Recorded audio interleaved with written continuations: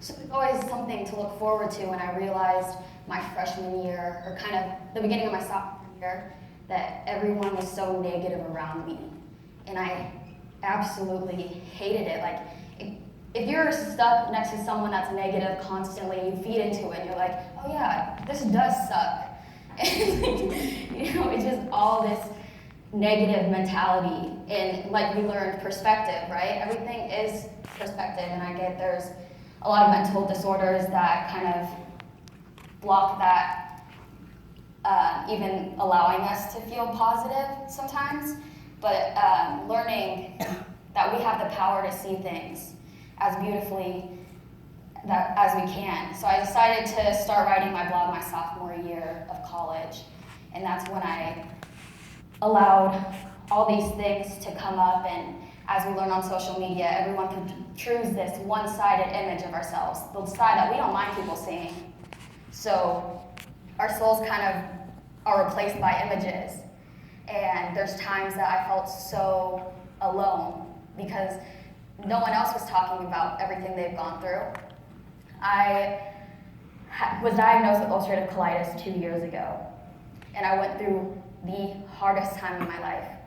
I was like having accidents as a 20-year-old, and so I decided to put that out there. But it first started with me talking about body shaming and all the things that I guess I didn't realize even that people didn't talk about that stuff. I just put it out there because I wanted content, and then I started having people reach out to me like, this resonates so much, and I totally feel like I'm not alone anymore.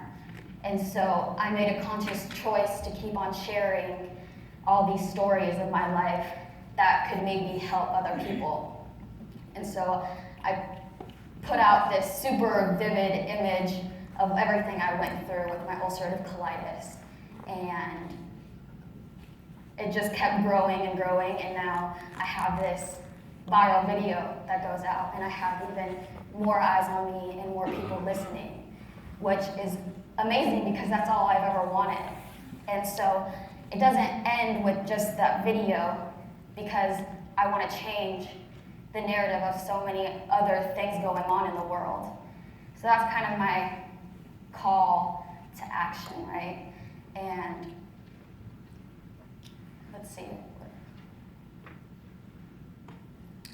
I have another poem that kind of talks about just like accepting yourself. It's called These Hands. Those hands that used to feel everything to know it was real.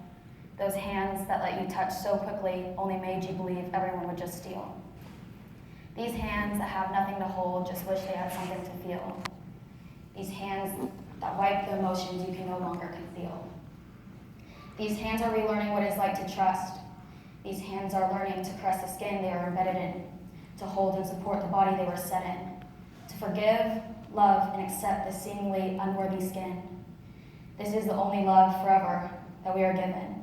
Stop wishing, wanting, and reaching. Instead, realize your hands are the only hands that will perfectly fit in.